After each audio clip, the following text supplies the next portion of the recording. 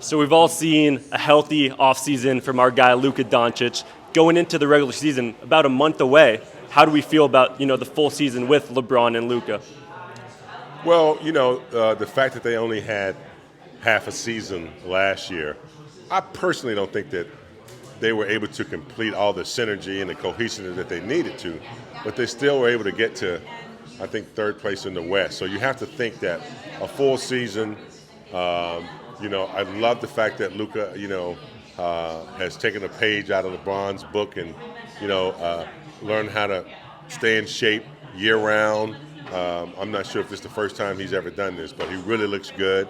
Now it's just a matter of converting that conditioning into something, positive, particularly on the defensive end.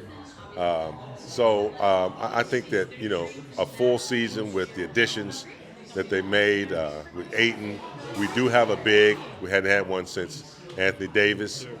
I look at Smart coming in here, kind of like when Phil Jackson brought Ron Harper back. A veteran, somebody who knows how to, keep the communication going in the locker room. And so I just think that they have a good chance. The West is obviously tough, and everybody's going to be, in the East is going to be trying to establish themselves. So, but I think with Luka, and LeBron coming back, knowing how to give up that, some of that leadership and still be effective is key. I gotta ask then, because you've seen some greats, obviously being a Laker. Where does Luka and LeBron stack amongst talents-wise as great all-time Laker greats and duos? Well, talent-wise, I mean, you're not going to find, maybe Kobe and Magic. From what I hear, Elgin Baylor had a bunch of talent. But you're not going to find anybody, maybe Kobe, Magic, that possess that kind of talent, who can pass, rebound, and score. And even, Kobe wasn't, like a passer like Magic, but he still was an assassin. So I think those are the players that match up the most but nobody can compare to what LeBron has done and what Luka's. It's been appreciate you for your time.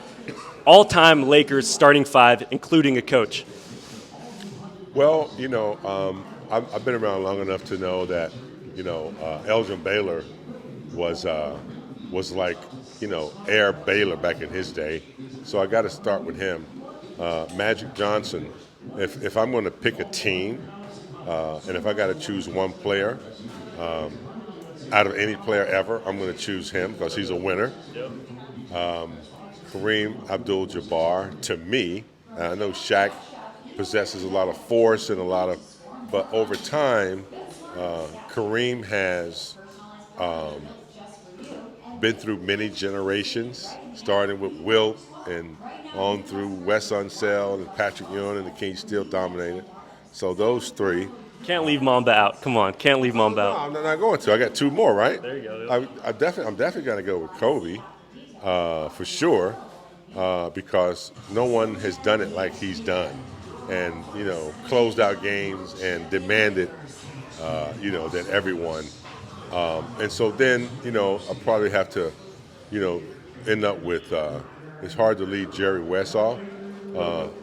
So I gotta put Jerry on there because I'm thinking about long-term Lakers, and those will be the ones that he's Mr. Clutch, and he's the only player that I know that maybe there's been one that's won an MVP in a losing effort. So when you talk about all-time Laker greats, I think about guys over time, and then I got to give the head coaching job to Pat Riley, hands down, for what he was able to do. Love it. I mean, LeBron obviously an all-time great. He's my GOAT, but he has only won one championship with the Lakers. So I think a lot of Laker fans want to see us get another ring because then you can put his name with the Lakers greats, but it's still a little early. Another ring, but I think 5 years or this is maybe seventh year. So yeah, I mean you can't go wrong if you put him on the team. But I think about those that like Jerry West, who's had an impact as a general manager, one of the greatest general managers ever, a great player, the team that won 33 games in a row, never beat the Celtics, but, for just his career, with Baylor and Magic, I have to go with those guys. Appreciate it. Yep. Appreciate it.